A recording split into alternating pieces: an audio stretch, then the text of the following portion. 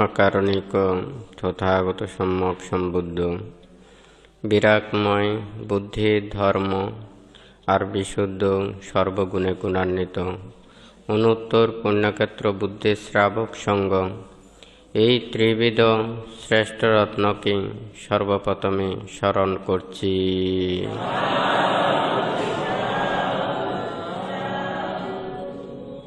আজকে দূতাঙ্গ কুটিরে উপস্থিত দূতাঙ্গ কুটিরে সংশ্লিষ্ট বিভিন্ন বিহার কুটির সংগঠন পরিষদ, গ্রামের সদ্ধর্মপ্রাণদায়ক দায়িকা তথা চট্টগ্রাম, পার্বত্য চট্টগ্রাম এবং বিভিন্ন জায়গা হতে আগত সদ্ধর্মের পূজারী শ্রদ্ধাবান দায়ক দায়িকাবৃন্দ, আপনাদের উদ্দেশ্যে কিছু ধর্ম উপদেশ প্রদান করার প্রারম্ভে প্রত্যেকের প্রতি মৈত্রীময় আশীর্বাদ জানাচ্ছি।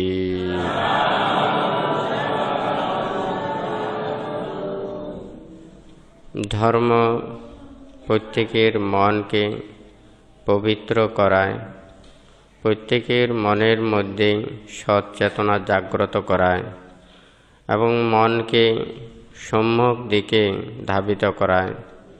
তাই প্রত্যেকের চিত্তকে ধর্মমুখী রেখে ত্রিরত্নের প্রতি শ্রদ্ধা উৎপন্ন করে কর্ম ও কর্মফলের প্রতি বিশ্বাস রেখে এবং জন্ম জন্মান্তরকে বিশ্বাস করে প্রত্যেকের নিজের চিত্তকে শান্ত দান্ত সমাহিত করুন।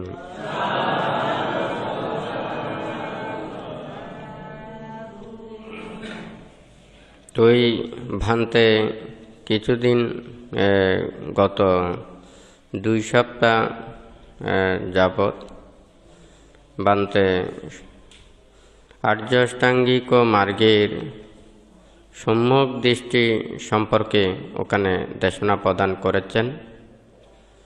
তো আজকে এই সম্যক দৃষ্টি যে বুদ্ধ বলেছেন, দুঃখ জ্ঞান, দুঃখ সমুদয় জ্ঞান, দুঃখ নিরোধ জ্ঞান, দুঃখ নিরোধের উপায় জ্ঞানকে বুদ্ধ সম্যক দৃষ্টি বলেছেন। এই সম্যক দৃষ্টি জ্ঞান শীল সমাধি প্রজ্ঞার মধ্যে সেই প্রজ্ঞা স্কন্ধের অন্তর্গত। যেহেতু ওখানে প্রজ্ঞার কথা হয় সর্বশেষে, কিন্তু বুদ্ধ এখানে প্রজ্ঞাকে প্রথমে বলেছেন। যেহেতু আমরা প্রজ্ঞা লাভের জন্য শীল সমাধির কর্ম সম্পাদন করি, সেই জন্যই বুদ্ধ এখানে প্রজ্ঞাকে প্রথম রেখেছেন। এই সম্যক দৃষ্টিকে ওখানে বুদ্ধ যেভাবে দেশনা করেছেন, যে দুঃখ সমুদয়, দুঃখ নিরোধ এবং দুঃখ নিরোধের উপায়, আমরা প্রত্যেকেই দুঃখ দেখি, চর্মচক্ষু দিয়ে দুঃখকে দেখি, কিন্তু বুদ্ধ এখানে সম্যক দৃষ্টির মধ্যে এটা জ্ঞানচক্ষু এবং প্রজ্ঞাচক্ষু দিয়ে এই চতুরার্য সূত্রকে দর্শন করার জন্য বলেছেন। আমরা চর্মচক্ষু দিয়ে যা কিছু দর্শন করি তার মধ্যে অনেক কিছু ভুল থাকতে পারে, কিন্তু প্রজ্ঞাচক্ষুর দ্বারা, জ্ঞানচক্ষুর দ্বারা আমরা যথাযথভাবে দর্শন করতে পারলে তাহলে এখানে কোনো ভুল থাকতে পারে না, প্রকৃত সত্যটাকে জানতে পারে। তা আজকে এখানে ভান্তে যে দুঃখের কথা বলেছেন, গত 2 সপ্তাহে ভান্তে বলেছেন, আজকে সেই দিকে আলোকপাত না করে আরেকটা ভান্তে যেটা বলবে সেটা হচ্ছে যে এই দুঃখ সত্যকে ভাবা, অর্থাৎ এই নয় যে এটা দুঃখ পাওয়া নয়, দুঃখের কথা চিন্তা করা নয়। আমরা যে কর্ম করলে দুঃখ পাব, কষ্ট পাব, সেই কর্ম যাহাতে আমরা না করি, সেই জন্য এখানে দুঃখকে ভাবা। তো ভান্তে এখানে আগেও বলেছেন, আমরা বৃক্ষকে যত্ন করি একটা ফলের জন্য, সেই ফল যেমন আমরা পাবার আশায় বৃক্ষকে যত্ন করি, এই দুঃখকে ভাবা মানে আমরা দুঃখের কর্ম না করা, দুঃখ সৃষ্টি না করা এবং পরবর্তীতে দুঃখ না পাবার জন্যই এখানে বুদ্ধ দুঃখকে ভাবতে বলেছেন। কিন্তু অনেকেই এটাকে মনে করেন আমরা জাগতিকভাবে যাহা কিছু দুঃখ কষ্ট পাই শুধু সেগুলো নিয়ে ভাবা, কিন্তু সেটা নয়। আজকে বানতে এইভাবে বলবেন যে কি, যেমন দুঃখ, যদি আমরা দুঃখটাকে চিনি তাহলে এই দুঃখ কোথা থেকে উৎপন্ন হয় সেই কথাটা আমরা চিন্তা করব, এবং এই দুঃখকে কিভাবে নিরোধ করা যায় সেটা আমরা চিন্তা করব, এবং নিরোধের উপায়টা আমরা তখন প্রচেষ্টা চালাবো। ঠিক তদ্রূপ আলো ছায়ার মতো দুঃখ এবং সুখ, সুখ না থাকলে দুঃখটাকে চেনা যায় না, আবার দুঃখ না থাকলে সুখটাকে চেনা যায় না। আলো যেমন, আলো আর অন্ধকার একটা পারস্পরিক যেমন একটার সাথে একটা জড়িত, ঠিক তদ্রূপ দুঃখ এবং সুখের সাথেও একটার সাথে একটা জড়িত। আমরা দুঃখ চাই না, প্রত্যেকেই সুখ চাই। তো বুদ্ধ ওখানে বলেছেন দুঃখের কথা ভাবা মানে দুঃখ পাওয়া নয়, আমরা সুখটাকে অন্বেষণ করা। তাহলে বুদ্ধ ওখানে কি বলেছেন? নির্বাণ সুখের কথা বলেছেন। তাহলে এই দিকে দুঃখর কথা ভেবে আমরা নির্বাণ সুখ লাভের জন্য প্রচেষ্টা চালানোর জন্য, আবার এইদিকে দুঃখ সমুদয় যেটা দুঃখের কারণ, যে কর্ম করলে দুঃখ সৃষ্টি হয়, যার কারণে দুঃখ সৃষ্টি হয়। আবার এইদিকে নির্বাণ লাভের কর্ম, নির্বাণ সুখ পাবার যে কর্মটা, এটা কর্ম সৃষ্টি করা। আবার এইদিকে দুঃখ সমুদয় এটা ভাবা। তো দুঃখ সমুদয়ের মধ্যে দুঃখের কারণ ওখানে তৃষ্ণার কথা বলেছে, লোভ দেশ মোহ, এটার কারণেই কি দুঃখের কারণ। আবার এইদিকে নির্বাণ লাভের কর্ম সম্পাদন করা এবং নির্বাণের জন্য ত্যাগময় কর্ম সম্পাদন করা, এটা হচ্ছে যে এদিকে সুখ, নির্বাণ সুখ লাভের কারণ। অর্থাৎ এগুলোই কর্ম সম্পাদন করলে নির্বাণ লাভ করা যায়। এদিকে দুঃখ নিরোধ, দুঃখ সেটা পরিত্যাগ করা, অর্থাৎ ওখানে দুঃখটা সম্পূর্ণ নিঃশেষ করা। আবার এইদিকে নির্বাণ লাভ করা, নির্বাণ সুখ প্রাপ্ত হওয়া। তাহলে এইদিকে দুঃখ নিরোধের উপায় যে আর্যাষ্টাঙ্গিক মার্গ, যে কর্ম সাধন করলে এখানে দুঃখ নিরোধ করা যায়।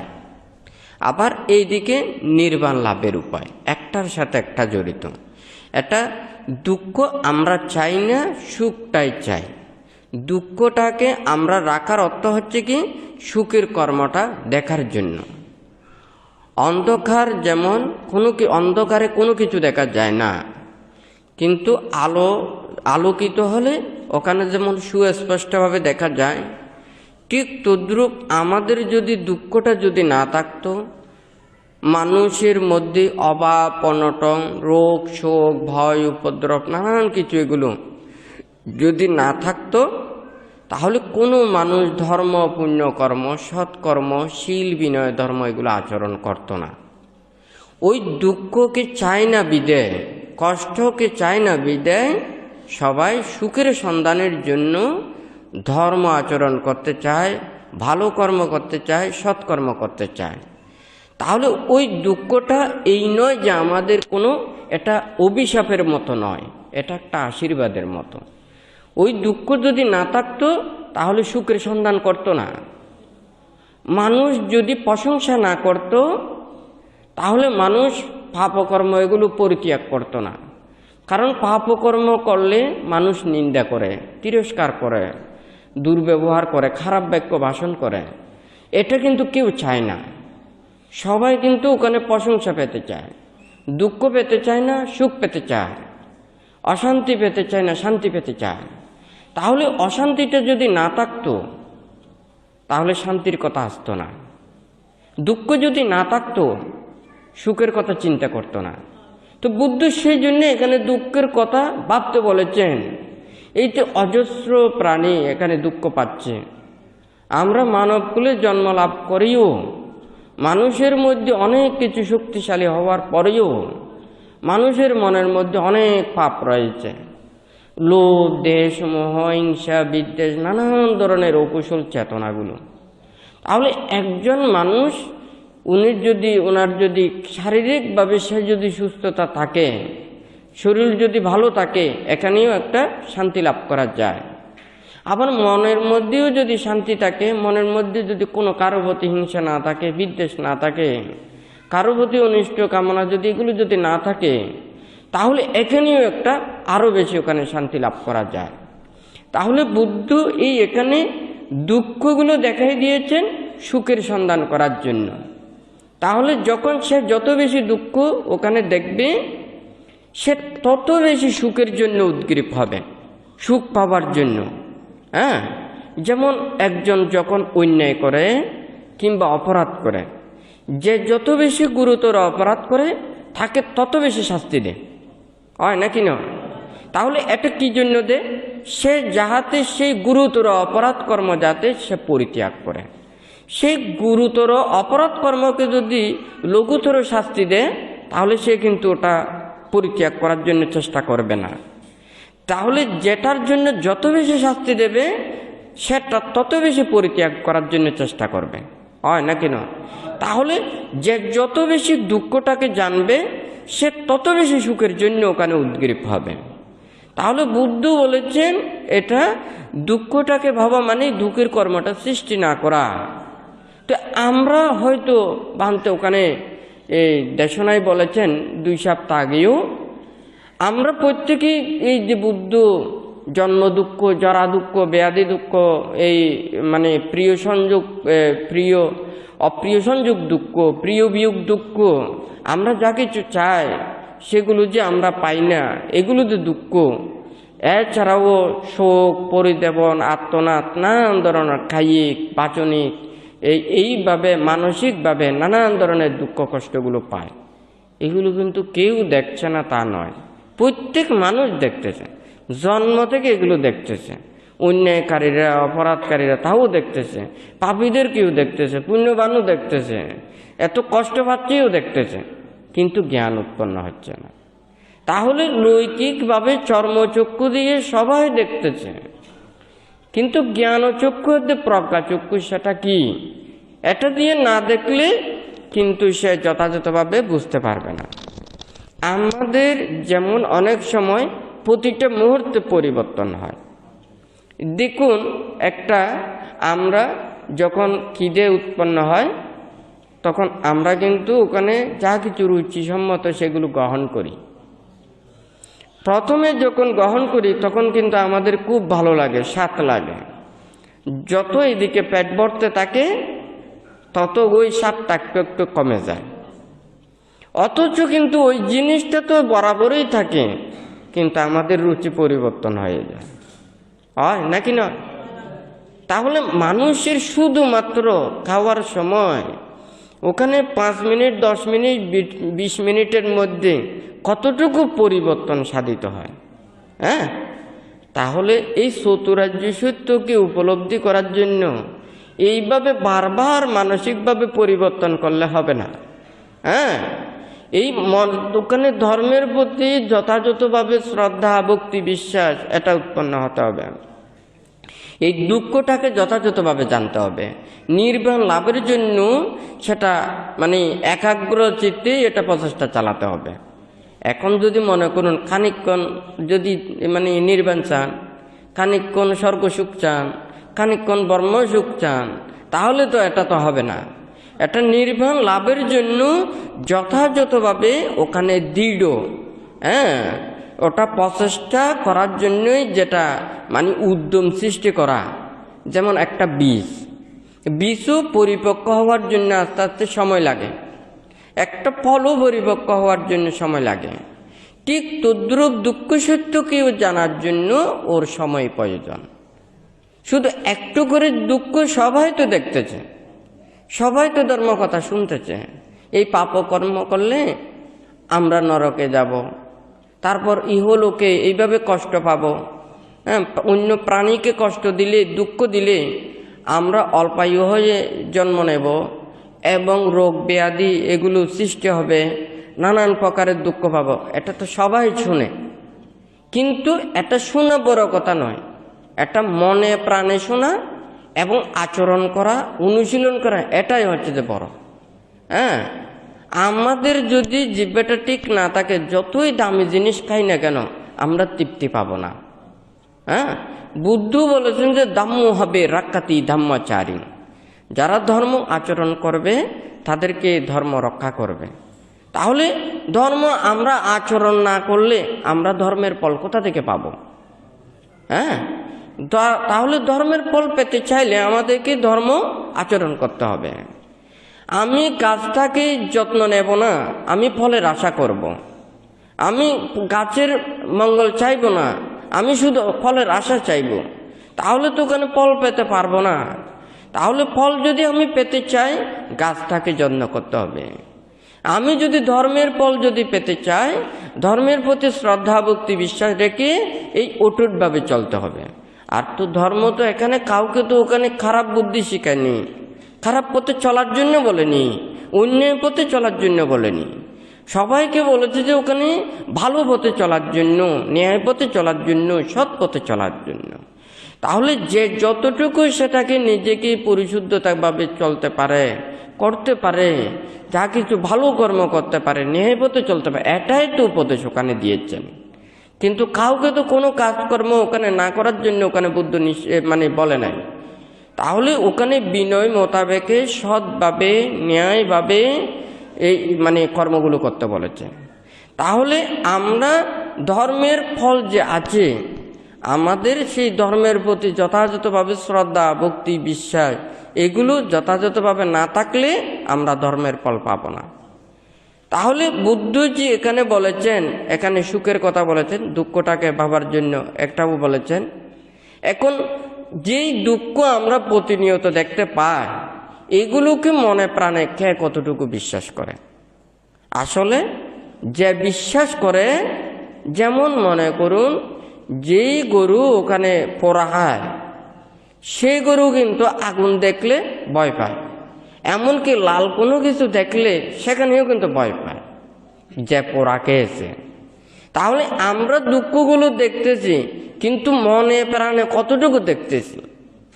যদি মনে প্রাণে দেখি, এখন তো সবাইকে তো ওখানে এই যে জন্মান্তরে নরকের দুঃখ, আমরা কি নরকের দুঃখ দেখতে যদি আমরা নরকে যেতে হয়, তাহলে এই লৌকিক ওখানে মানুষের মধ্যে হাসপাতাল ক্লিনিক বিভিন্ন মানুষ দুরারোগ্য ব্যাধি আক্রান্ত যারা, তারা প্রতিনিয়ত কিভাবে কষ্ট পাচ্ছে, এগুলো আমরা যেগুলো দেখি, তাহলে এটাও দেখেও তো আমরা জ্ঞান উৎপন্ন করতে পারি।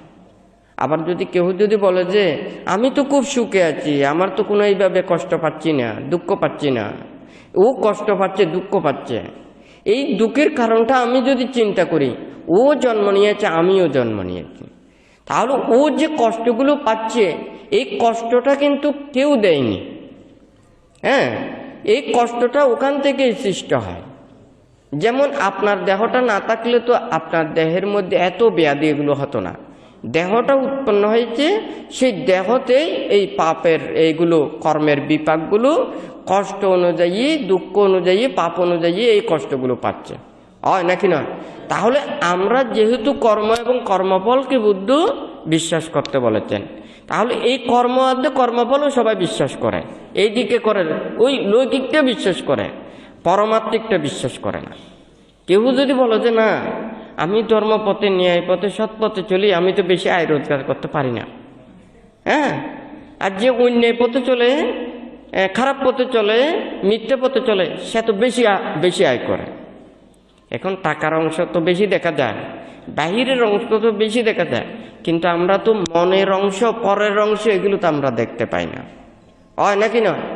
সে কিন্তু ওখানে বাইরে যেটা দেখা যাচ্ছে কি এর অর্থটা বেশি, এর অর্থটা কম, কিন্তু তার মনের অর্থটা কিন্তু আমরা দেখতে পাই না। যে অন্যায় পথে চলে তার মন যে কলুষিত হয়, সে কলুষের কারণে সে মনস্তাপ প্রতিক্ষণ ভোগ করে, মনের মধ্যে সে অপরাধ প্রবণতা সেটা বারবার কাজ করে, এবং সে যেইভাবে ওগুলো দুঃখ অনুভব করে, একজন কিন্তু যে মানে ন্যায় পথে, সৎ পথে, ভালো পথে সে আয় করলে তার মধ্যে এই দুঃখগুলো থাকে না। ওই টাকার অংশটা কিন্তু সবাই দেখে, মনের অঙ্কটা কিন্তু সবাই দেখতে চায় না। ওই লৌকিকভাবে দেখে, পরমাত্মিক দৃষ্টিতে সবাই দেখে না, হয় নাকি না? কিন্তু এর পরেও কর্মের বিপাকে সে পরবর্তীতে ওখানে নানান প্রকারের বৎসনা, তিরস্কার, তারপর শাস্তি।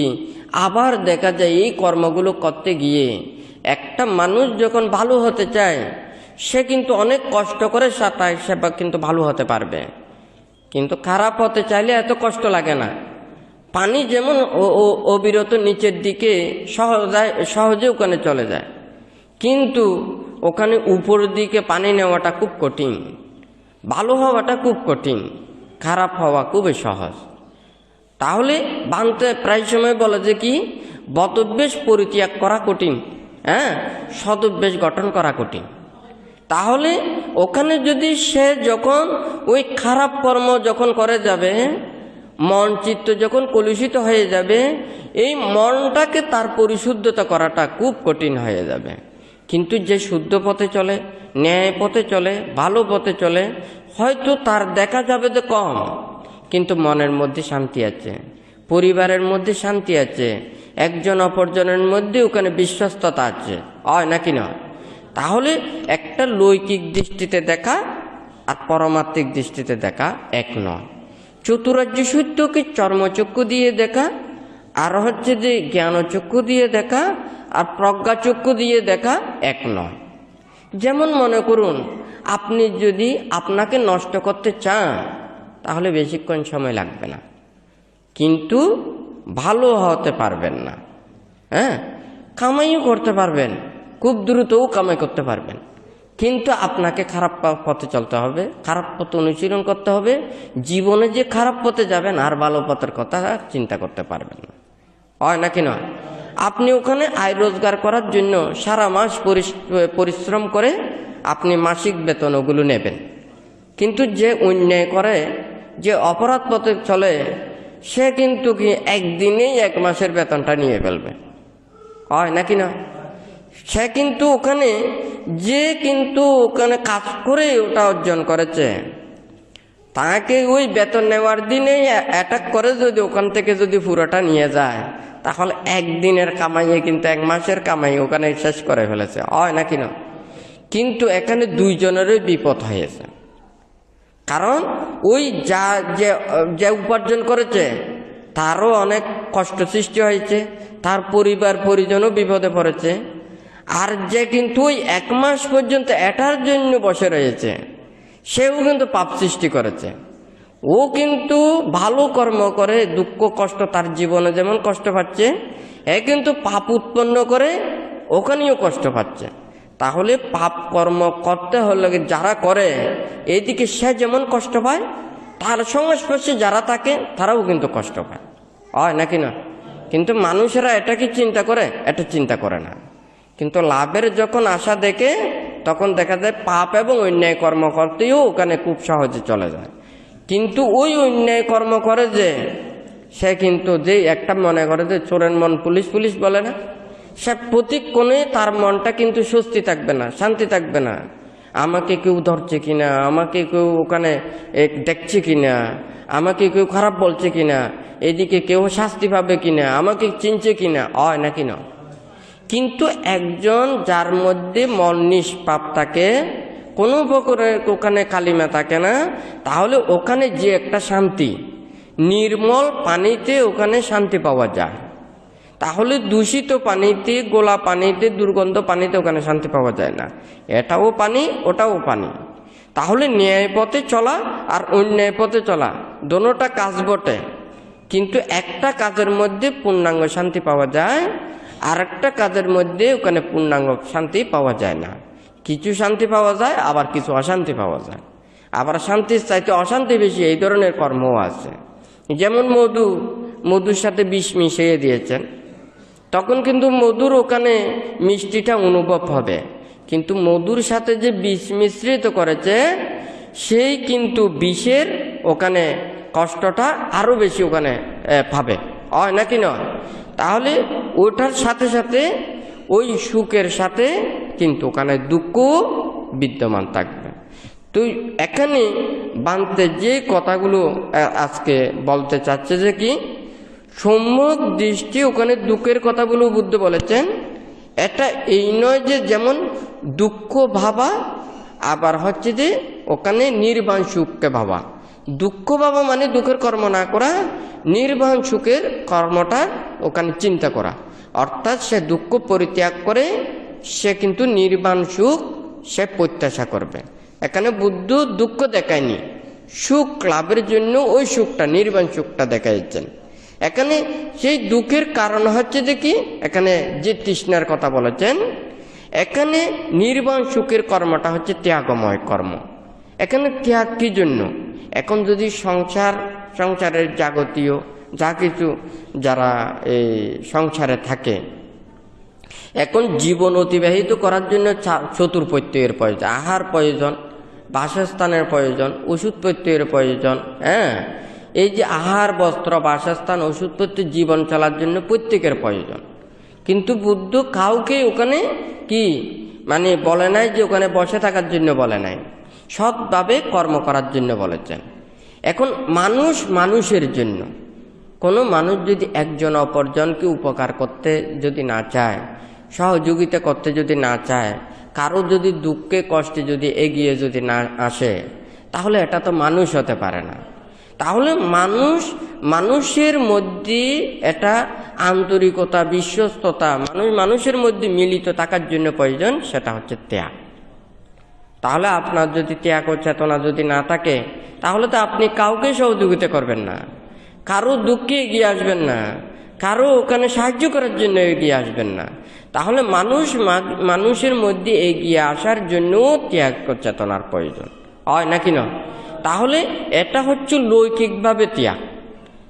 আর ভোগ ত্যাগটা হচ্ছে যে নির্বাণ লাভের।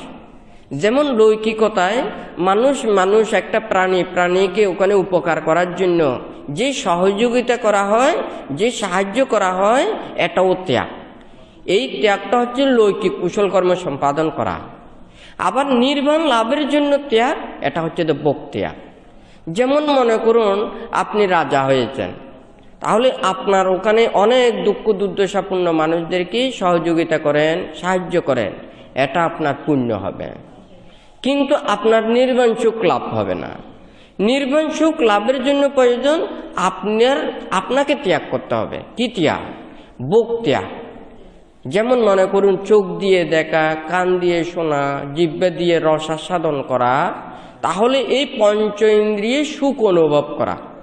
কারণ তাহলে মনে করুন রাজা হয়েছেন, আপনি দান ধর্ম কুশল কর্ম সব কিছু বলেছেন, কিন্তু আপনি তো তৃষ্ণা মুক্ত নয়, তৃষ্ণা ক্ষয়ের জন্য কর্ম করেন না।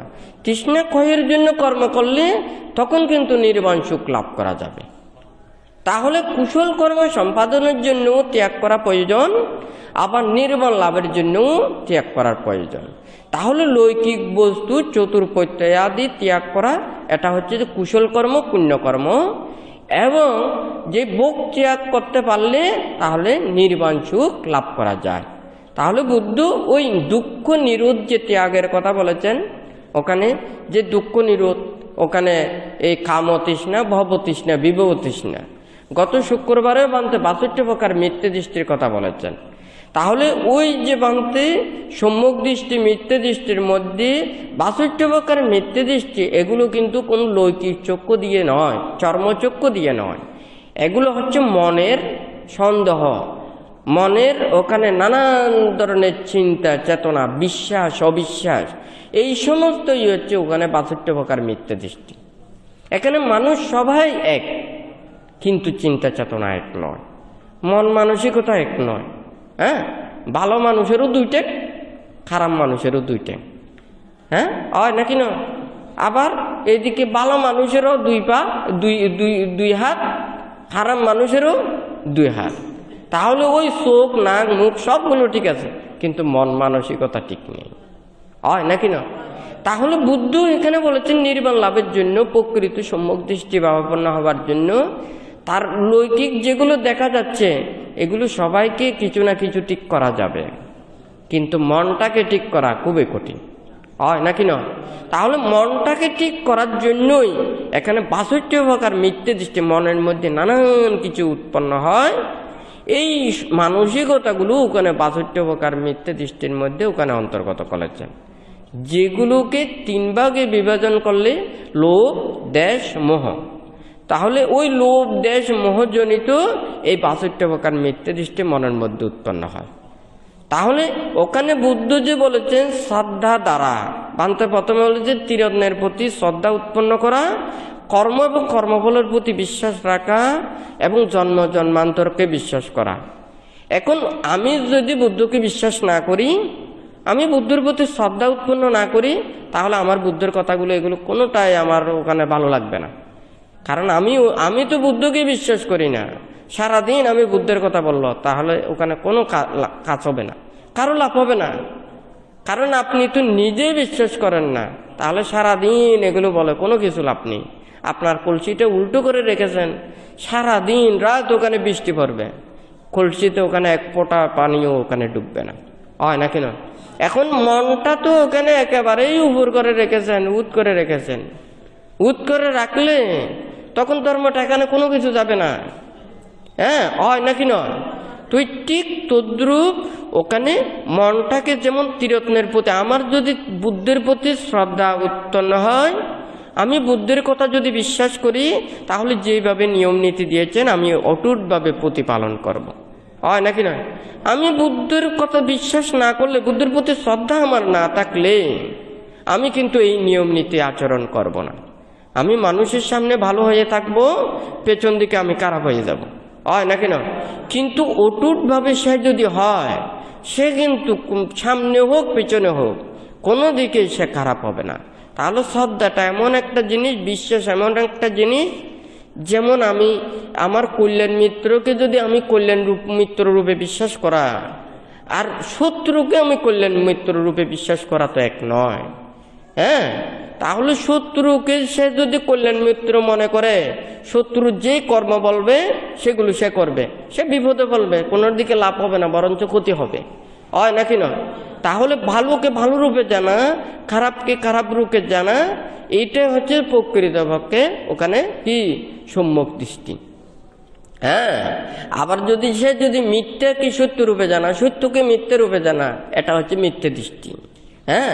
তাহলে সঠিকভাবে যদি ওখানে যদি সে জানতে পারে, যেমন মনে করুন ভালোকে ভালো, খারাপকে খারাপ, বান্তে সব সময়ই বলে যে কি, যেমন মনে করেন আপনারা এখানে অনেক দায়িক দায়িকারা এখানে সমবেত হয়েছেন, ধর্ম সম্পর্কে আপনি যতটুকু জানবেন, যত জানবেন তত বেশি আপনার ধর্মের প্রতি শ্রদ্ধাটা বৃদ্ধি পাবে।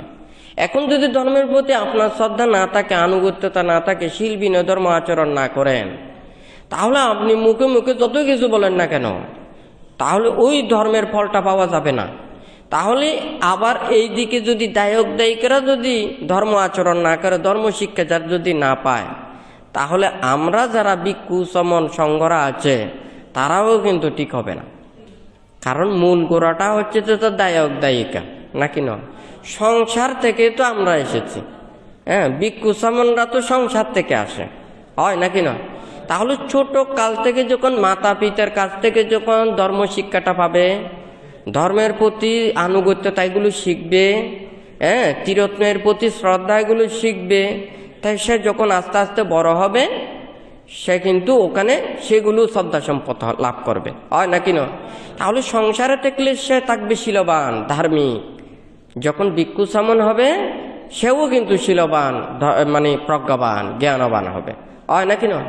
আর গৃহকুলে যদি সেই ধর্ম শিক্ষা না পায়, মাতা পিতারাও যদি ধর্ম আচরণ না করে, ধর্মের প্রতি যদি শ্রদ্ধাশীল না হয়, ধার্মিক না হয়, তাহলে কি হবে? হ্যাঁ, তাহলে গোড়াতেই তো শিক্ষাটা যদি না পায়, হ্যাঁ, তাহলে বড় হলে এটা কখনো ভালো হবে না, হয় নাকি নয়? তাহলে দায়ক দায়িকারা যত বেশি ধর্মের শীল বিনয় ধর্ম আচরণ শিক্ষাগুলো এগুলো শিখবে, যত বেশি জানবে, তত বেশি তারা কি শ্রদ্ধাশীল হবে, বুদ্ধ ধর্ম সংঘের প্রতিও সে শ্রদ্ধাশীল হবে। তার যত বেশি শ্রদ্ধাশীল হবে সে আচরণ করবে, শীলবান হবে, ধার্মিক হবে। সে ওখানে সংসার ত্যাগ করে যদি ভিক্ষু চামন হয় তাহলেও কিন্তু সে কিন্তু শীলবান, জ্ঞানবান, ধর্মবান, প্রজ্ঞাবান হবে, হয় নাকি নয়? তাহলে এই যে পান্তে সবসময় বলে যে যদি দায়ক দায়িকারা ধর্মের প্রতি যদি এটা আগ্রহ যদি হারিয়ে ফেলে, আসলে মাঝে মধ্যে দুঃখ লাগে, কষ্ট লাগে, বলার কোনো কিছু নেই। কারণ ভান্তে এখানে উপদেশ দিচ্ছেন, কাউকে তো আমি বলতে পারবো না আপনাদেরকে আমি সুশীল বলেও কোনো লাভ নেই, দূষিত বলেও লাভ নেই। বরঞ্চ যারা ভালো হতে চায় তাদেরকে খারাপ বললেও কিন্তু তারা মনের মধ্যে কষ্ট পাবে না। কিন্তু যারা ভালো হতে চায় না তাদেরকে যদি যতই ভালো কথা বলুক না কেন সে কিন্তু ভালো হতে চাইবে না, হয় নাকি নয়? তাহলে যদি এখানে এমনই লাগে যে, যেমন মনে করুন আমরা ছোট কাল থেকে সবাইকে যদি সেটা ধর্ম শিক্ষাগুলো দিই, বুদ্ধির ধর্ম এটা হচ্ছে যে অহিংসার ধর্ম, ত্যাগের ধর্ম, মৈত্রীর ধর্ম। এই তিনটা জিনিস, অহিংসা, মৈত্রী আর ত্যাগ। মৈত্রী আমাদের মনটাকে সব সময় কোমল করে রাখবে, নরম করে রাখবে। কোনো প্রাণী, কোনো মানুষের দুঃখ দেখলে, কষ্ট দেখলে, অপরের দুঃখ কষ্ট দেখলে সে কিন্তু তাকে সাহায্য করার জন্য সে এগিয়ে আসবে, যদি মৈত্রী থাকে, হয় নাকি নয়? যেমন একটা শক্ত মাটি, এই মাটিকে নরম করার জন্য আমার কিসের প্রয়োজন? পানির প্রয়োজন। তারপরে সে পানিতে গলাতে হবে, এটাকে আমি আরো নরম করার জন্য হাত দিয়ে ওখানে চাপাতে হবে, হয় নাকি নয়? আরো যদি করার জন্য যদি মেশিন দিয়ে পারি আরো বেশি সেটা নরম হয়ে যাবে, গলে যাবে, পানির সাথে মিশ্রিত হয়ে যাবে, হয় নাকি নয়? সেই শক্ত মাটিকে নরম করার জন্য যেমন আমার পানির প্রয়োজন, হাতের ওখানে প্রচেষ্টার প্রয়োজন, আমাদের মনটাকেও নরম করার জন্য আমাদের কি প্রয়োজন? অহিংসা চেতনা প্রয়োজন, ত্যাগ চেতনা প্রয়োজন। তারপর হচ্ছে যে একটা মৈত্রী উৎপন্ন করতে হবে। এখন মৈত্রী যদি না থাকে, ত্যাগ যদি না থাকে, অহিংসা যদি না থাকে, তাহলে তো ওখানে তো কোনো বুদ্ধির নীতি আদর্শ নেই, হয় নাকি না? তাহলে যার মনের মধ্যে যত বেশি এগুলো ধারণ করতে পারবেন তত বেশি আপনি বুদ্ধের ধর্মের প্রতি অনুপ্রাণিত হতে পারবেন, বুদ্ধকে শ্রদ্ধা করবেন, বুদ্ধের ওখানের দিকে আসবেন, হয় নাকি না? এখন যদি কেউ যদি এখানে অহিংসার জায়গা যদি হিংসার মন্ত্র শিখাই দেয়, ত্যাগের জায়গায় যদি ভোগের শিক্ষাটা দিয়ে দেয়, মৈত্রীর শিক্ষা না দিয়ে তাদেরকে যদি আঘাতের শিক্ষা দিয়ে দেয়, এটা তো বুদ্ধের নীতি না, এটা বুদ্ধের শিক্ষা না। বানতে বলেছে যে কি, বুদ্ধ আর বুদ্ধপুত্র। বুদ্ধ আমি জানি কি, যার 9টা গুণে গুণ আছে, 9টা গুণ আছে, বুদ্ধির গুণ 9টি। তো এই 9 গুণ আপনি আয়ত্ত করতে পারলে আপনিও বুদ্ধ হতে পারবেন। তাহলে ওই 9 গুণে গুণান্বিত হলে উনি কিন্তু বুদ্ধ, হয় নাকি না? তাহলে আমি যদি বুদ্ধপুত্র হই, আমি যদি বৌদ্ধ হই, বুদ্ধের সেই নীতি আদর্শ আমার অন্তরের ভিতরে ঢুকতে হবে, সেই নীতির প্রতি আমার শ্রদ্ধাবোধ থাকতে হবে, সেই নীতিকে আমাকে বিশ্বাস করতে হবে। এখন আমার মনের মধ্যে কিন্তু ওখানে নেই, কিন্তু গায়ে ওখানে আছে, হবে? এটা তো সাধুর বস্ত্র। সবাই শ্রদ্ধা করবে, সবাই পূজা করবে, সবাই বিশ্বাস করবে। কাকে বিশ্বাস করবে? আপনি যেরূপ কর্ম করবেন সেরূপ। যখন আপনি অন্যায় করেন, তখন আপনি যদি বলেন যে আমি তো করি না, এই দেহটা করেছে, তাহলে ঠিক আছে, আপনাকে কোনো শাস্তি দেব না, এই দেহটাকে দেব, হয় নাকি নয়? ঠিক আছে নাকি নয়? আপনি ভালো কর্ম করবেন, সেই ভালো কর্মের যে উসিলা স্বরূপ আপনার দেহটা দেখা যাচ্ছে, আপনাকে সম্মান করবে, শ্রদ্ধা করবে, গৌরব করবে, হয় নাকি নয়?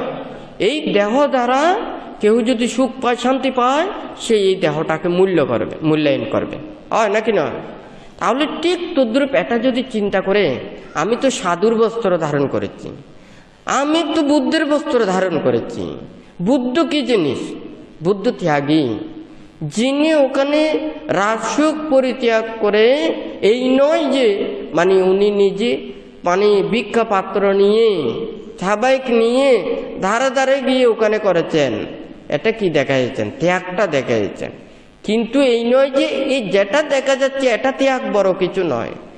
মনটাকে যে এখানে শুদ্ধ করেছেন, মনটাকে যে মুক্ত করেছেন, লোভ দেশ মোহকে ধ্বংস করে সকল প্রাণীর জন্য ওখানে সকল প্রাণীকে দুঃখ থেকে নিবৃত্তি দেওয়ার জন্য যে অক্লান্ত পরিশ্রম করে গেছেন, এটাই হচ্ছে বড় জিনিস, হয় নাকি না?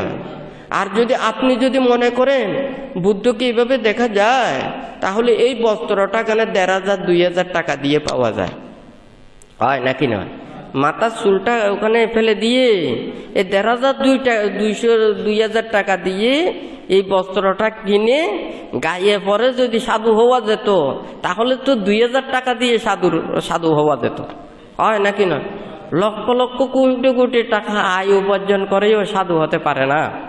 হ্যাঁ, বুদ্ধ বলেছেন যে কি ধর্ম আয়ত্ত করা, হ্যাঁ, জ্ঞান আয়ত্ত করা, সারাটি জীবন পরিশ্রম করেন। এই পরিশ্রমের অর্থ ব্যয় করেন।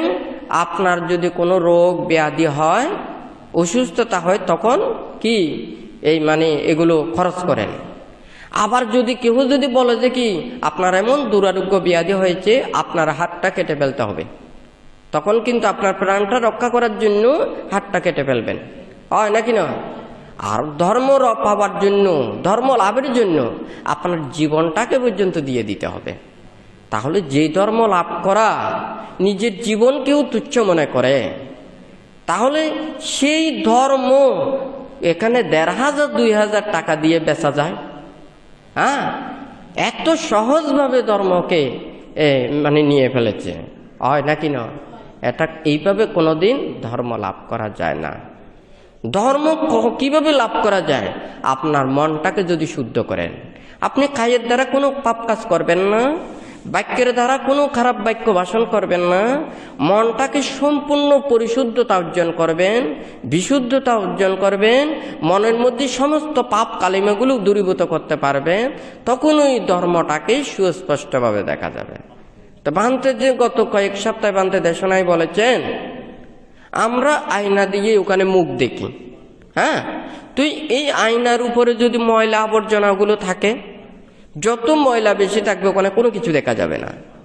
ময়লা যত পরিষ্কার হবে তত বেশি সুস্পষ্টভাবে দেখা যাবে, হয় নাকি না? ওই মনের ময়লাগুলো যে যত বেশি পরিষ্কার করতে পারবেন, ধর্ম তত সুস্পষ্ট হয়ে যাবে, হয় নাকি না? এখন আমরা তো ওই মনের পর্দার আয়নার ময়লা ভরে রাখবো, কিন্তু বাইরের পর্দাটা একেবারে পরিষ্কার করে রাখবো। বাইরের পোশাক আশাক সব পরিষ্কার, কিন্তু মনের ওখানে ভিতরে সব ময়লা। সেই জন্য বুদ্ধ বলেছে যে বাইরের যা কিছু থাকুক না কেন, এটা দিয়ে প্রকৃত নয়। হ্যাঁ, সাধুর বেশ ধারণ করতে হলে মনটাকে সাধুতা করতে হবে, হয় নাকি না? তাহলে আমি যদি বুদ্ধপুত্র বলি, তাহলে আমাকে চিন্তা করতে হবে বুদ্ধ কি ধরনের, বুদ্ধ কি নীতি দিয়েছেন, কি শিক্ষা দিয়েছেন, সেগুলো আমাকে ভাবতে হবে, সেই কর্মপথে চলতে হবে। এখন এগুলো চিন্তা না করে যদি আমি শুধু বুদ্ধের বস্ত্র দিয়েই যদি শুধু চিহ্নটা মনে করি, তাহলে এটা তো মানুষেরাই তো ভুল করবে, হয় নাকি না? কারণ সব মানুষ তো সব কিছুখানি জিনিসটা দেখে না। বোতল আছে বা প্যাকেট আছে, প্যাকেটটা বাইরেরটা দেখতে পায়, কিন্তু ভিতরের জিনিস কি অরিজিনাল যেটা সেটা দেখতে পায় না। তাহলে সবাই ওখানে ভুল করবে, হয় নাকি না? তো এখানে প্রকৃতপক্ষে সাধু হওয়ার জন্য মনটাকে ওখানে মানে সাধুতা করতে হবে, হয় নাকি না? তো এখানে মানে প্রত্যেকেরই এটা চিন্তা করতে হবে, যাহাতে কেউ এটা অন্যায় পথে না চলে, খারাপ পথে না চলে, তার ধর্মের প্রতি মানে অগৌরব যাতে না হয়। একটা চিটাঙ্গা ভাষায় বলা যায় কি, যার নুন খায় তার গুণ গাইতে হয়। হ্যাঁ, আমি যে বুদ্ধ শাসনে আছি, বুদ্ধির এটা পুত্র রূপে আছি, আমার প্রতি তিরন্যের প্রতি যদি শ্রদ্ধা ভক্তি বিশ্বাস যদি এগুলো যদি না থাকে, আমি যদি বুদ্ধির নীতি আদর্শ যদি মানুষের কাছে যদি আমি যদি না দিই, সঠিক কর্মপথটা যদি না দেখায়, তাহলে তো আমি বুদ্ধপুত্র না। হ্যাঁ, এটা বুদ্ধ শত্রু হবে, হয় নাকি নয়? এখন কি সবাই কি সেটা চিন্তা করে? এই ধর্মটা তো থাকবে, আমি না থাকলেও থাকবে। আমি জন্ম হবার আগেও ছিল, বর্তমানেও আছে। আমি যদি ওখানে মরেও যাই তখনও ধর্ম থাকবে, হয় নাকি না? তাহলে এই কথাগুলো তো থাকবে। আমি যদি এখন যদি কেউ যদি চিন্তা করে যে হয় আমি মুখ দিয়ে যা কিছু বলবো সেগুলো ধর্ম হয়ে যাবে, হ্যাঁ, আমার কাছে কোনো ধর্ম নেই, হ্যাঁ, আমার কর্মের সাথে কোনো ধর্মের ওখানে নিয়ম নীতি নেই, আমি মুখে বলে ফেললাম সবগুলো ধর্ম হয়ে গেল, হ্যাঁ, এটাকে হবে? কারণ এখন মানুষেরা আগের মতো নয়, এখন মানুষেরা অনেক জ্ঞানবান, প্রজ্ঞাবান, শিক্ষিত। কিন্তু মানুষ কেন আজকে এতগুলো বিপর্যয় সৃষ্টি হয়েছে? কারণ মানুষ মানুষকে বিশ্বাস করতেছে না। মানুষের যে একটা সুখ শান্তি পাওয়ার যে একটা মূল সবচাইতে বেশি গুণ প্রয়োজন, সেটা হচ্ছে বিশ্বাস। এই বিশ্বাসটা হারিয়ে ফেললে কি সন্দেহ উৎপন্ন হয়, হ্যাঁ, অবিশ্বাস করলে সন্দেহ বাড়ে। যখন সে সন্দেহ করে কি তখন কিন্তু ভালোকে খারাপ, খারাপকে ভালো, নানান ধরনের চিন্তা, তখন এইগুলো আসে, তখন ভুলটাও আসে, শুদ্ধটাও আসে, নানান কিছু, তখন কি একটার পরে একটা অঘটনগুলো শুরু হয়। তাহলে একটা বিশ্বাসটা যখন হারিয়ে ফেলে তখন মানুষ আর স্বস্তি ওখানে পেতে পারে না। আজকে যদি মানুষের মধ্যে যদি বিশ্বাসটা থাকতো তাহলে এত অপকর্মগুলো হতো না। তাহলে কেউ যদি এই অবিশ্বাসের কর্ম যাতে না করে, কেউ ভালো কর্ম করলে তাকে ভালো বলবেন, কেউ অন্যায় কর্ম করলে, খারাপ কর্ম করলে ওকে তো আর বলা যাবে না, কিন্তু খারাপটাকেও তো খারাপ রূপে জানতে হবে। আপনি যদি খারাপকে যদি ভালো বলেন, ভালোকে যদি খারাপ বলেন, খারাপ মানুষকে ওখানে তাহাকে ওই প্রশংসা করার জন্য, হ্যাঁ, উদ্বুদ্ধ করার জন্য তাকে যদি ভালো বলেন, তখন কিন্তু ভালো মানুষকেও যদি ভালো বলেন, এখন ওখানে তো ভালো খারাপ দোনোটা তো এক হয়ে গেছে, হয় নাকি নয়? এখন মানুষ কোনটাকে বিশ্বাস করবে? ভালোটাকে বিশ্বাস করবে নাকি খারাপটাকে বিশ্বাস করবে? হ্যাঁ, তখন খারাপটাকেও তো ভালো মনে করতে পারে, হয় নাকি নয়? তাহলে যার কারণে ওখানে একটা সত্যকে সত্য রূপে বলা, মিথ্যাকে মিথ্যে রূপে বলা, ন্যায়কে ন্যায় রূপে বলা, অন্যায়কে অন্যায় রূপে বলা, এই রূপে যদি যেটা বাস্তব সেটাকে যদি এইভাবে বলে তাহলে মানুষেরা চিন্তা করবে আমি ভালোটা গ্রহণ করব নাকি খারাপটা গ্রহণ করব। তাহলে অবশ্যই সে খারাপটাকে পরিত্যাগ করে ভালোটা গ্রহণ করার জন্য চিন্তা করবে। তাহলে সে যে ভালো হওয়ার জন্য যেটা পথটা বেছে নেবে সেও কিন্তু ওই ভালো হতে পারবে, সে কিন্তু ভালো হতে বঞ্চিত হবে না, হয় নাকি না? তাহলে যদি সে ভালোকে খারাপ, খারাপকে ভালো, সে ভালো হতে চায় কিন্তু ভালোটা পেল না, সে খারাপটাই পেল। খারাপটা খেতে খেতে যখন নেশাগ্রস্ত হয়ে গেছে সে কিন্তু আর ভালোর কর্মপথে আসতে পারে না। যেমন একটা কাঠ আছে না, আমি একটা কাঠ দিয়ে ওখানে চেয়ার টেবিল বানাতে চাই, সে যখন ওখানে কাঠটা যখন এখানে কেটে ফেলবে, এখানে যখন পেরেক মেরে দেবে, ওখানে যদি বিভিন্ন নকশা করে ফেলে, এটা কি আবার চেঞ্জ করা যাবে? হ্যাঁ, তাহলে ওখানে ফেটে গেছে, পেরেক ঢুকে গেছে, ছিদ্র হয়ে গেছে, হ্যাঁ, ওখানে কেটে ফেলা হয়েছে, এটাকে যেমন করা যায় না, ঠিক তদ্রুপ মানুষের যখন সে খারাপ কর্ম করতে করতে যখন নিজের জীবনকে নষ্ট করে ফেলে, সে আবার উল্টো দিকে ভালো হওয়ার জন্য সে কিন্তু ওই পথে আসতে পারে না, সহজে আসতে পারে না, হয় নাকি নয়? তাহলে একজন মানুষ সে ভালো পথে আসতে চাইলে অবশ্যই তাকে এই সুন্দরভাবে গ্রহণ করতে হবে। কারণ মানুষের বিচারের উপরে নির্ভর করবে কারা ভালো হবে না খারাপ হবে। হ্যাঁ, এখন কোনো মানুষ খারাপ হতে চায় না, মানুষেরাই খারাপ বানায়। যেমন ভালো কর্ম করুক, আপনারা সবাই প্রশংসা করেন, প্রশংসা চায় তো, কেউ নিন্দা চায় না। তাহলে ভালো কর্ম করলে সে যখন প্রশংসিত হবে, সে যখন সে যখন সুখ পাবে, শ্রদ্ধা লাভ করবে, সবাই ভালো হবার জন্য চেষ্টা করবে। হ্যাঁ, এই মূল্যায়নের দিকটা তো মানুষের। তা মানুষকে যখন অবিশ্বাসের কর্ম করে, বানতে বলে যে সব মানুষ ভালো, এখানে কোনো মানুষ খারাপ না, সব মানুষ ভালো, অন্তত অন্য প্রাণী থেকে যারা মানুষগুলো জন্ম নিয়েছে সব মানুষ ভালো। এখন মানুষ কিভাবে খারাপ হয়েছে সেই কথাটা আমি বলি। মাটি, সেই মাটিটা যখন পুড়তে যখন সেই মাটিতে কি হয়ে যায়, আস্তে আস্তে ইটের মতো হয়ে যায়, তারপর পাতিলের মতো খাড়ার মতো শক্ত হয়ে যায়, তারপরে আবার ওটা সেটা শক্ত হয়ে যায়, হয় নাকি নয়? যত পূর্বে তত শক্ত হবে। মানুষও মানুষকে যত বেশি আঘাত দেবে, নিন্দা করবে, তিরস্কার করবে, অবজ্ঞা করবে, তুচ্ছ তাচ্ছিল্য করবে, মানুষদেরকে অবমূল্যায়ন করবে, মানুষ এই অবিশ্বাসের কারণে, মানুষ মানুষের নির্যাতনের কারণে মানুষ হিংস্র হয়ে ওঠে, হয় নাকি না? তাহলে মানুষ মানুষকে আমরা মৈত্রী দিই, মানুষ মানুষকে আমরা সহযোগিতা করি, আমরা অপরজনকে এগিয়ে আসি, কাউকে দুঃখ দিই না, কষ্ট দিই না। ওই মন বানতে মাটি দিয়ে বুঝেছে। আমাদের মনও কিন্তু এটা মাটির মতো, ছোট ছোট শিশুরা, হ্যাঁ, ছোট ছোট শিশুরা তো সে ভালোও না খারাপও না, যে যেই শিক্ষাটা পেয়েছে সেই শিক্ষায় সুশিক্ষিত হয়েছে, হয় নাকি না? ভালো শিক্ষা পেলে সে ভালো হয়েছে, খারাপ শিক্ষা পেলে সে খারাপ হয়েছে। সৎসঙ্গে স্বর্গবাস, অসৎসঙ্গে সর্বনাশ। সে যখন ভালো মানুষের সাথে মিশেছে, ভালো একটা অভ্যস্ত হয়েছে, সে ভালো কর্ম করতেছে। আবার সে যখন খারাপ সঙ্গী পেয়েছে, খারাপ কর্ম শিখেছে, হ্যাঁ, তখন সে খারাপ হচ্ছে। তাহলে ছোট ছোট শিশুরা তখন আস্তে আস্তে বড় হবে, তাদেরকে আপনারা যেভাবে শিখিয়েছেন সেইভাবে আস্তে আস্তে বড় হচ্ছে, হয় নাকি না? তাহলে এটা বুদ্ধ যে এই শিক্ষাগুলো দিয়েছেন, হ্যাঁ, কর্মফলকে শিক্ষা দেওয়া মানে কি? আমরা নিজেকে দোষারোপ করা। বানতে গত শুক্রবারেও এর আগের বারেও বানতে দেশনায় বলেছেন। কারণ আমি আমাকে যদি দোষারোপ করি তাহলে অপরের প্রতি আমার সন্দেহ আসবে না, তার প্রতি রাগ ক্রোধ বিদ্বেষ হিংসা উৎপন্ন হবে না।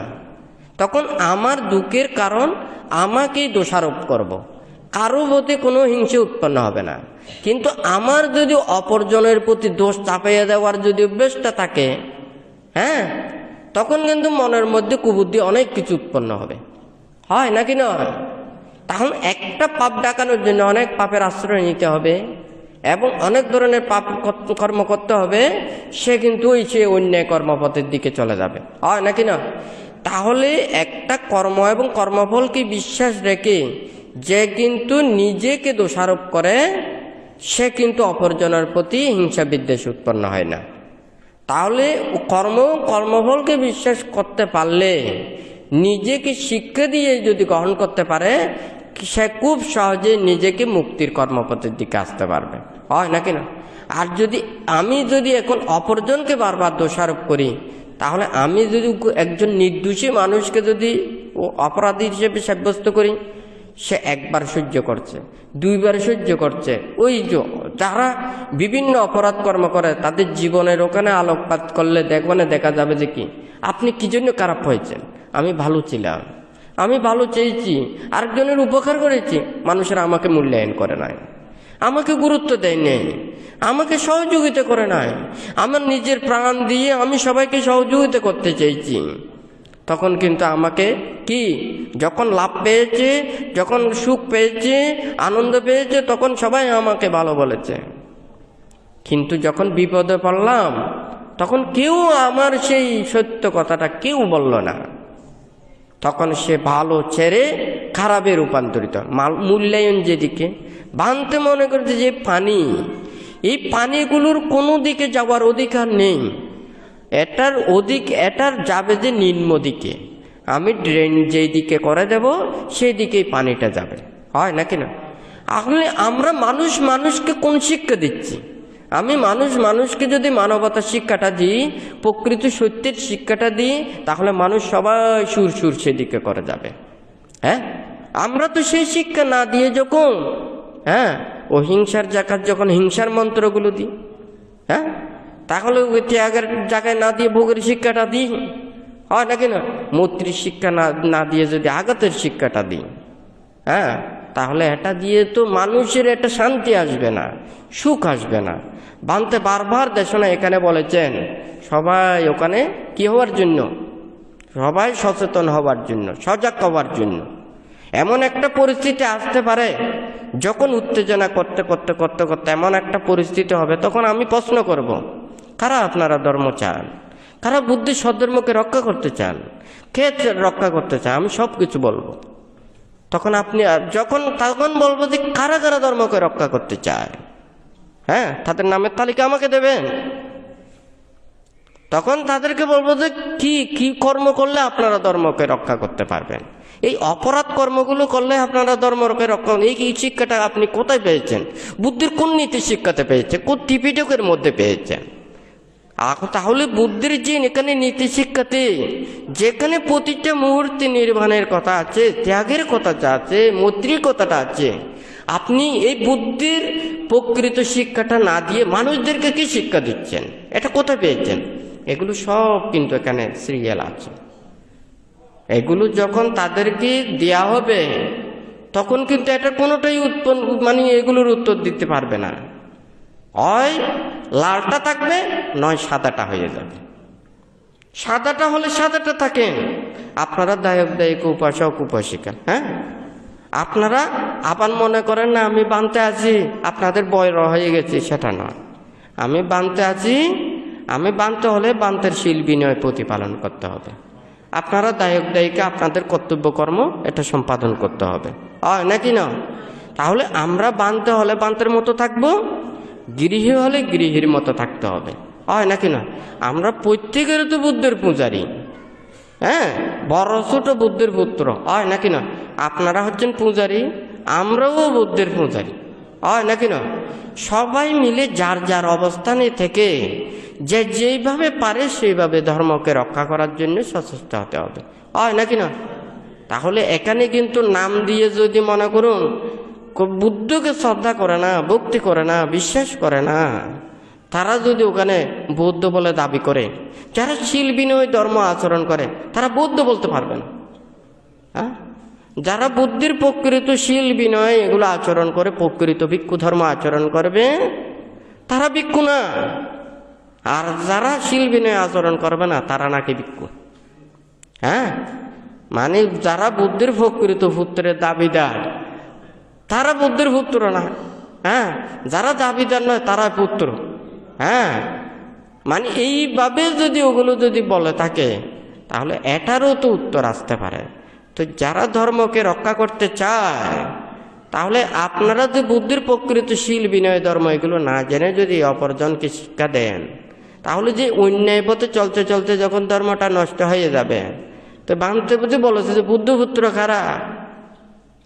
বুদ্ধির ধর্মের পরিহানি দেখলে, অধর্ম দেখলে যাহাদের ওখানে প্রাণের মধ্যে কি ব্যথা লাগে, আঘাত লাগে, দুঃখ লাগে, কষ্ট লাগে, তারা হচ্ছে যে বুদ্ধপুত্র, হয় নাকি না? একজন মনে করুন বাপের ওখানে ছেলেরা আছে, তাহলে বাপটাকে যদি মারে, ওখানে যে ছেলে সে কিন্তু ওখানে থাকতে পারবে না। হ্যাঁ, কিন্তু যারা ছেলে নয় সে কিন্তু ওগুলো সব দেখে দেবে, ফর মানুষ, হয় নাকি না? এখন চিন্তা করে দেখুন তো, ধর্ম নষ্ট হয়ে গেলেও সত্যের জায়গা মিথ্যে বললেও, মিথ্যের জায়গা সত্য বললেও, অধর্মের জায়গা ধর্ম বললেও, ধর্মের জায়গা অধর্ম বললেও যারা নীরবে থাকতে পারে, এগুলো কি ধরনের বুদ্ধপুত্র, কি ধরনের বৌদ্ধ? আপনাদের গায়ে যখন একটা মশা কামড় দেয় তখন সেই কষ্ট সহ্য করতে পারেন না, ঠাস করে মারেন, হয় নাকি না? যখন ধর্মের পরিহানি দেখেন, হ্যাঁ, ধর্মের যখন ওখানে অন্যায় দেখেন, মিথ্যাকে সত্য দেখেন, সত্যকে মিথ্যা দেখেন, ধর্মকে অধর্ম দেখেন, অধর্মকে, তখন কিন্তু আপনাদের মনের মধ্যে কিঞ্চিত আঘাত লাগে না। তো কি ধরনের আপনাদের বুদ্ধের প্রতি শ্রদ্ধা, ভক্তি, বিশ্বাস? হ্যাঁ, তাহলে ধর্ম ওই যে দাম্য হবে রাক্কাতি দাম্মাচারিং, হ্যাঁ, ধর্ম রক্ষা করবে তো ধর্ম আচরণকারীকে। যারা আচরণ করে না তাদেরকে ধর্ম কিভাবে রক্ষা করবে? হ্যাঁ, তাহলে যদি সবাই যদি সেইভাবে চলতো, হ্যাঁ, তাহলে আজকে তো এইভাবে দুঃখগুলো থাকতো না, কষ্টগুলো থাকতো না। তো বান্ধব যেই উপদেশগুলো দিচ্ছেন সবাই যদি একটু যদি চিন্তা করে, আমরা যদি কোনো কিছুই যদি নাও ভাবতাম, মানুষ হয়ে যদি মানুষের মতো যদি চলতাম, তাহলে এই মানুষের মধ্যে এত দুঃখ থাকতো না, কষ্ট থাকতো না। তো যাই হোক, সবার মনের মধ্যে সেটা সৎ চেতনা, ভালো চেতনা, ধর্ম চেতনা একদিনে তো সব সম্ভব নয়। আস্তে আস্তে মানুষের মনের মধ্যে পরিবর্তন সাধন করে সেই চেতনা, ওই চেতনাগুলোকে সেটা নিয়ন্ত্রণ করতে হবে।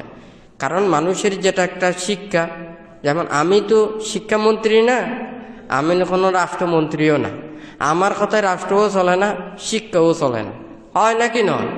তাহলে যারা কিন্তু শিক্ষার পদ্ধতিগুলো দেবেন, তারা যদি সুন্দর মানে ভালো ন্যায় নীতি মানুষ গঠন হওয়ার জন্য যে শিক্ষাগুলো দেন, তাহলে ওরা যখন মাস্টাররা শিক্ষা দেবে, ছাত্ররা ওগুলো শিক্ষাগুলো গ্রহণ করবে, অটোমেটিক ওইদিকে সবার মনটা ভালো হয়ে যাবে।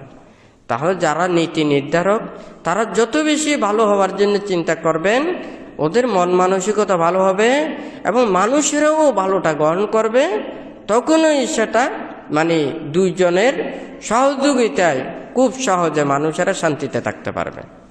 কিন্তু ওরা তো চাইবে যে মানুষ কি চায়। ওই যে বান্তি কিছুক্ষণ আগে বলেছে সব মানুষ ভালো, কেন আস্তে আস্তে খারাপ হয়ে যায় মানুষ যখন অবমূল্যায়ন করে, হয় নাকি না? এখন মানুষের চোখ তো ওখানে নিচের দিকে রাখানো যায় না, চোখটা হচ্ছে যে উপরের দিকে। হ্যাঁ, 5 ফুট 10 ফুটের মধ্যে চোখ রাখা যাবে না। তো বানতে বলেছে যে কি, যখন ওখানে পাখির মধ্যে বাসা, যখন সে পাখা গজায়, সেই পাখা গজানো পাখিকে ওখানে বাসায় রাখা যায় না, সে উড়তে চায়। এখন মানুষের চোখ তো ওখানে নিচের দিকে না, যতটুকু পারে ততটুকু ওখানে দেখতে চায়, কেউ নিচের দিকে ওনার দেখতে চায় না, হয় নাকি না?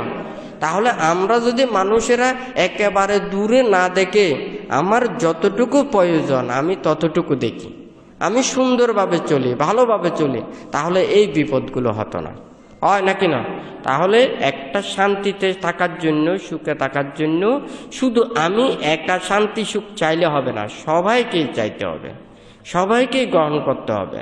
সবাই যখন সেটাকে গ্রহণ করবে তখন কিন্তু ওই খারাপগুলো আর থাকবে না। ওই যে পানির কথাটা বলেছেন, আমি যেদিকে জোর করে দেবো পানিটা সেদিকে যাবে। আমরা মানুষদেরকে যেভাবে শিক্ষা দেবো মানুষ সেইভাবে পরিচালিত হবে, হয় নাকি না? সবাই যারা যারা সেবা যত্ন করে, যারা জনসেবক হয়, যারা মানুষদেরকে সমাজে সহযোগিতা করে, তারা তো সবাই বলে ভালো, খারাপটা না। আপনাদেরকে সেবা করার জন্য, আপনাদেরকে সহযোগিতা করার জন্য, আপনাদেরকে ওখানে এই সহায়তা করার জন্য আমরা এটা করতে চাই, আপনারা সেবা করার জন্য আমাদেরকে সুযোগ দিন, হয় নাকি না? কথাটা ঠিক আছে, কিন্তু কথাটাও যেমন উভয়কেই রক্ষা করতে হবে। আপনারা যদি মনে করেন খানিকক্ষণ এদিকে বলবেন, খানিকক্ষণ এদিকে বলবেন, খানিকক্ষণ এদিকে বলবেন, তখন মানুষ কোথায় যাবে? ওই মানুষ অবিশ্বাসের কারণে এই যে যেমন মাটিটা ওখানে ফুরতে ফুরতে যখন শক্ত হয়ে যায়, মানুষও এই অবিশ্বাস পেতে পেতে, আঘাত পেতে পেতে, মানুষের বঞ্চনা পেতে পেতে তখন মানুষটা আর নরম কোমল থাকে না। যেমন ছোট শিশুরা ওখানে সারাদিন খেলতেছে, কিন্তু সেই ছোট শিশুর মনে এতগুলো পাপ নেই, কিন্তু বড় বড় মানুষের মনে এতগুলো পাপ, হয় নাকি নয়? তারা সারাদিন খেলতেছে, যেটা ভালো লাগতেছে সেটা করতেছে, হ্যাঁ, কিন্তু তাদের মনে এতটুকু পাপ নেই। কিন্তু মানুষ যখন ওই ফুরতে ফুরতে শক্ত হয়ে গেছে, এখন কিন্তু এই পাপের গোড়াও ওখানে শক্ত হয়ে গেছে, হয় নাকি না? তো যাই হোক, এখানে বান্তা আজকে এই সম্যক দৃষ্টির একটা যেটা বলেছেন, একটা হচ্ছে যে বুদ্ধ এখানে দুঃখকে ভাবতে বলেছেন, দুঃখ সত্যকে এটা দুঃখ পাওয়ার জন্য নয়, এটা সুখ পাওয়ার জন্য, দুঃখকে পরিত্যাগ করার জন্য। তাহলে কোন সুখ পাওয়ার জন্য? সেটা হচ্ছে নির্বাণ সুখ। তাহলে আমি দুঃখকে যতটুকু ভাববো, যত বেশি ভাববো, তত বেশি আমার নির্বাণ সুখটা তত বেশি প্রয়োজন মনে করবে, হয় নাকি না? ওই বানতে পাপদের দুঃখ দিয়ে বলেছেন, হ্যাঁ, যত বেশি শাস্তি দেবে সেই পাপটা না করার জন্য চিন্তা করবে, আর যদি যত শাস্তি কমাইয়ে দেয় তত বেশি কি ওই পাপটা ছাড়তে চাইবে না। যে যত বেশি দুঃখটা অনুভব করবে সে তত বেশি সুখের জন্য প্রচেষ্টা চালাবে। সেই জন্য এখানে এই দিকে দুঃখ অ্যাডজাস্ট যত বেশি ভাববে নির্বাণ সুখের জন্য, সে নির্বাণ লাভের জন্য সে তার গতিটা কিন্তু বাড়িয়ে দেবে। তারপরে দুঃখ সমুদয়, এটা হচ্ছে দুঃখের কারণ, যে লোভ দেশ মোহ তৃষ্ণার কারণে যে এটা উৎপন্ন হয়। তাহলে এটা কি জানা মানে কি, ওখানে সেই নির্বাণ সুখ লাভের জন্য যে সে কর্ম, সেটা হচ্ছে যে ত্যাগময় কর্ম সম্পাদন করা। তাহলে এইদিকে হচ্ছে লোভ দেশ মোহ, এটা হচ্ছে যে দুঃখের কারণ। আর হচ্ছে যে নির্বাণ সুখ লাভ করতে পারবে যে সেটা হচ্ছে ত্যাগ কর্মে। তার মানে লোভ দেশ মোহ পরিত্যাগ করে ত্যাগময় কর্ম সম্পাদন করতে হবে। তারপরে তৃতীয়টা হচ্ছে যে কি দুঃখ নিরোধ, মানে দুঃখটা নিশ্চিহ্ন হওয়া, এটা হচ্ছে যে নির্বাণ লাভ করা। অর্থাৎ আপনি অসুস্থ হয়েছেন, তাহলে সেই মানে রোগ ওষুধপত্র সেবন করে আপনি সুস্থ হয়েছেন, এই কথাটা জানা।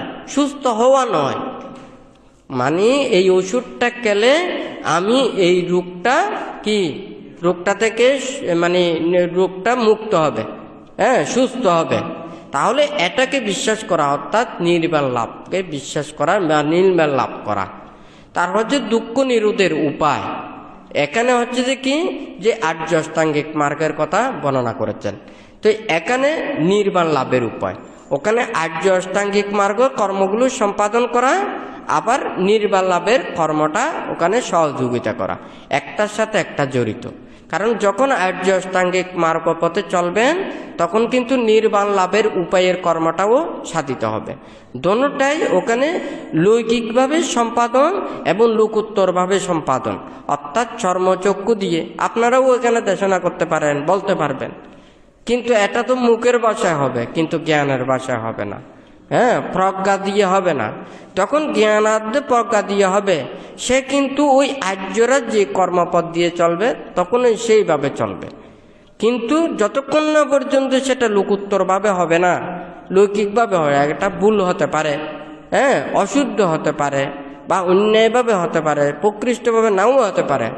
কিন্তু যখন সেটা লোকোত্তরভাবে হবে, এটা অখণ্ডভাবে হবে, পরিশুদ্ধতাভাবে হবে।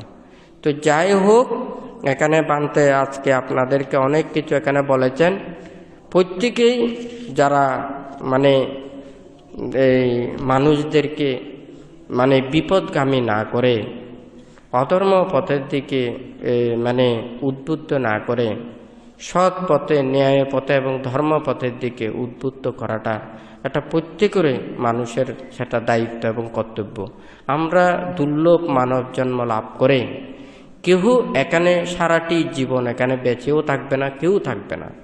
যে যতটুকু পারে একজন অপরজনকে সহযোগিতা করা, সাহায্য করা, উপকার করা, যতটুকু পারে সৎ পথে আনা, ন্যায় পথে আনতে পারলেই তাহলে হয়তো কিছু না কিছু আমাদের এই দুর্লভ মানব জন্ম লাভ করে সার্থকতা আসবে।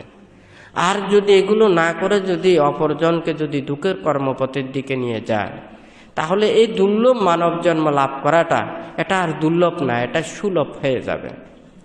কারণ তির্যক প্রাণী হয়ে জন্ম নেওয়া আর মানব কুলে জন্ম নেওয়া এক, যদি ওখানে মনে ধর্ম না থাকে, নীতি না থাকে, মানবতা না থাকে, সত্য না থাকে। মানুষের রূপটা পেয়েছে কিন্তু মানুষের হৃদয়টা পায়নি, হয় নাকি না?